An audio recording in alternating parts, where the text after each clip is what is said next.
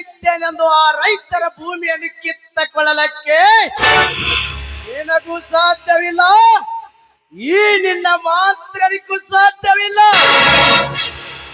ನೀನು ಎಷ್ಟೇ ನಿನ್ನ ಕುತಂತ್ರದಿಂದ ಆ ಜಿಲ್ಲಾಗಳ ಕೈಯಿಂದ ಕಿರುಕುಳಿ ಕೊಡಿಸಿದರು ಅದಕ್ಕೆ ಹೆದರಿ ಹೇಡಿಯಾಗವರಲ್ಲ ಈ ರೈತರ ಮಕ್ಕಳು.